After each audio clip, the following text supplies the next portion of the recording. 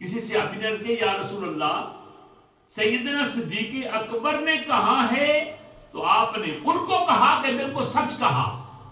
اور یہ جو کہہ رہا ہے اس کی بات کو بھی سن کر آپ جناب ہاں کے الفاظ بول رہے ہیں، کیا وجہ؟ میرے اور آپ کے آقا علیہ الصلوۃ والسلام نے فرمایا میں ایک مرر اور ایک مرآ اور ایک شیشے کی مانند ہوں، شیشے کے سامنے جو جایا کرتا ہے اپنی ہی شکل کو دیکھا کرتا ہے، جو ہی صدیق اکبر میرے سامنے آئے تو چونکہ صدیق اکبر ہیں ہی حسین اور جمیل اور خوبصورت، جب ہی میرے سامنے آئے انہیں اپنی شکل نظر آئی تو انہوں نے میرے متعلق یہ کہا یا رسول اللہ آپ سے بڑھ کر کوئی حسین اور جمیل ہے ہی نہیں، تو میں نے کہا کہ تو نے سچ کہا۔ اور ابو جال میرے سامنے آیا تو چونکہ ابو جال ہے ہی کبھی شکل والا بدصورت، تو اس نے آ کر جب ہی دیکھا اسے اپنی شکل نظر آئی تو اس نے وہ فتویٰ لگا دیا۔ اللہ رب العزت کے فضل و کرم سے اللہ تعالیٰ نے تو مجھے اپنی ذات اور صفات کا مظہر بنا کر بھیجا۔ تو بہرحال میرے بھائیو اب یہ کر رہا تھا آقا دو جہاں صلی اللہ تعالیٰ علیہ وسلم کو سچے جاننے اور ماننے کا نام ایمان۔ تو فرمایا جو آدمی نبی پاک کو سچا جانتا مانتا ہے وہ مومن ہے، تو جب مومن ہے تو فرمایا وہ مومن کا بھائی ہے۔ اب یہ جناب علی جتنی بھی آپ آج کل دیکھ رہے ہیں نا کئی صورتیں علاقائی طور پر، برادری کے طور پر اور جناب علی زبان کے طور پر، یعنی علاقائی اور برادری اور لسانی، ان چیزوں کا کوئی تصور نہیں ہے۔ فرمایا کہ اگر اس میں ایمان ہے، اگرچہ وہ بولی کوئی بھی بولتا ہو، اگرچہ اس کی برادری کوئی بھی ہو، اگرچہ اس کا علاقہ کوئی بھی ہو، اگر ایمان کی دولت اس کے پاس ہے تو اس کو اپنا بھائی سمجھے، اس کے ساتھ ریلیشن قائم کریں۔ جب آپ ریلیشن قائم کریں گے تو الحمدللہ یہ مسلمانوں کا معاشرہ، مسلمانوں کی سوسائٹی یہ سٹرانگ ہوگی۔ آقا جہاں صلی اللہ تعالی علیہ وسلم نے یہ ارشاد فرمایا، سرکار فرماتے ہیں کہ جیسے کہ ایک بنیاد ایک مضبوط ہوتی ہے نا، دیوار مضبوط ہوتی ہے، اسی طرح مومنین کی بھی حالت یہی ہے۔ اور پھر آپ نے ایک اور مثال دی، آپ نے فرمایا کہ اگر آدمی کے جسم کے کسی بھی حصے میں درد ہونا تو باقی سارا جسم بھی درد اور پین کی وجہ سے جناب وہ کیا کہتے ہیں درد کرتا ہے، آدمی پھر آرام نہیں کرتا۔ مثال کے طور پر اگر ہیڈک ہے تو ہیڈک تو صرف اور صرف اس سر کو ہی کہیں گے نا، سر کو ہی ہیڈ میں ہیڈک جب ہوا تو سر میں درد ہونے کی وجہ سے آدمی کے باقی جسم میں آرام نہیں ہوگا۔ اگر آنکھ میں درد ہے تو سارا جسم بے قرار ہوگا، اگر ٹانگ میں درد ہے سارا جسم جناب عالی بے قرار ہوگا اور اسے آرام نہیں آئے گا۔ میرے رب کے آقا علیہ الصلوۃ والسلام نے فرمایا یہی مثال ایک مومن کی ہے۔ اگر ایک مومن کو تکلیف ہے نا تو باقی مومنین کو بھی تکلیف ہونی چاہیے، اور اگر تکلیف نہیں ہے تو سمجھ لیجئے کہ ہمارا معاشرہ، ہماری سوسائٹی یہ سٹرانگ نہیں بلکہ یہ ویک ہے۔ تو ہمیں چاہیے کہ ہم ایک مومن ہونے کے ناطے سے یہ ایک بلیور ہوڈ ہونے کا جو تعلق ہے اس تعلق کو مضبوط کریں۔ اور میرے اور آپ کے آقا صلی اللہ تعالی علیہ وسلم کا یہ بھی ارشاد ہے، سرکار ارشاد فرماتے ہیں کہ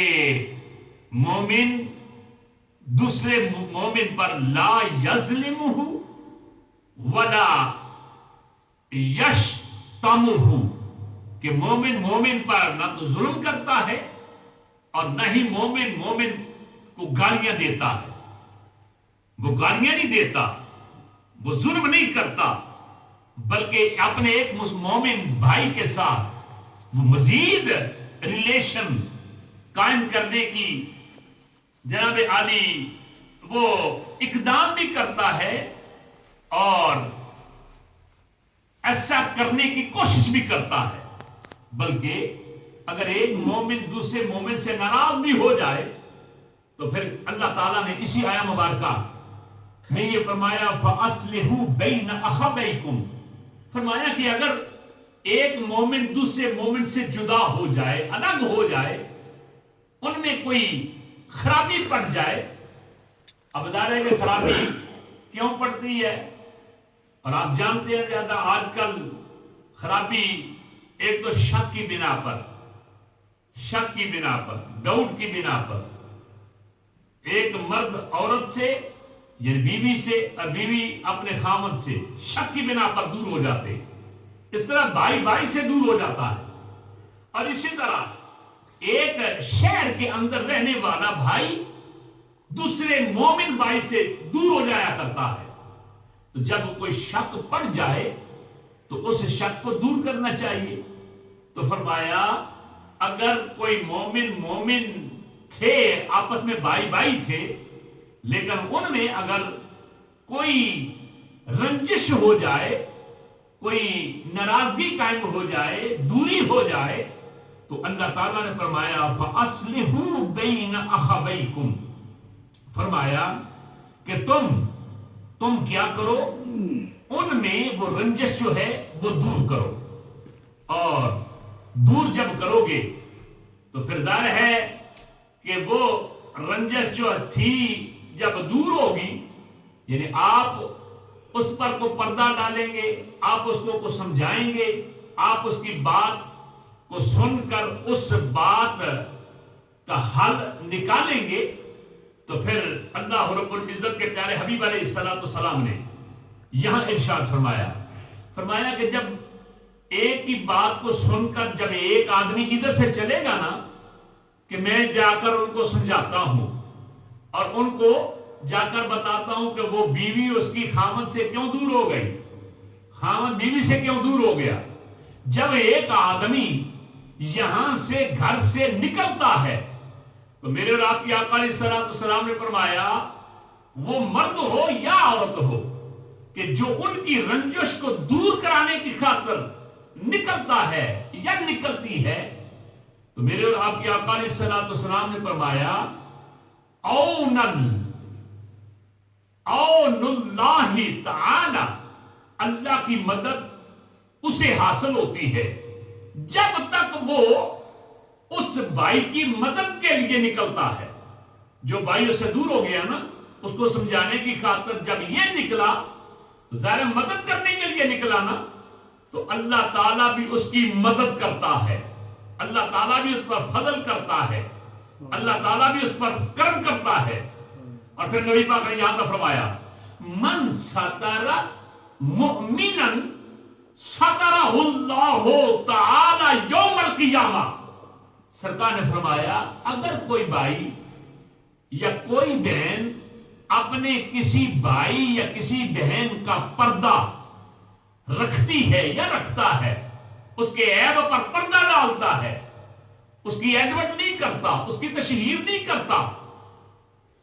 बल्कि पर्दा करता है, पर्दा रखता है, तो अल्लाह ताला भी कल कयामत के दिन उस बंदे का, उस बंदी का पर्दा रखेगा। अल्लाहु अकबर। तो देखो मैं ये क्या कह रहा, मेरे और आपकी आका का फरमान। और देखिए ना कल कयामत के दिन वहां कई किस्म के ग्रुप होंगे, बेनमाजियों का ग्रुप अलग, जानियों का ग्रुप अलग, शराबियों का ग्रुप अलग, और जालिमों का ग्रुप अलग, बेज़कात हजरात का अलग ग्रुप अलग। यानी जितने भी हम करतूत और गुनाह किए होंगे उनके अलग अलग कल क़यामत के दिन ग्रुप बनाए जाएंगे। और मेरे भाइयों और मेरी बहनों, इस सिलसिला में हर एक का ग्रुप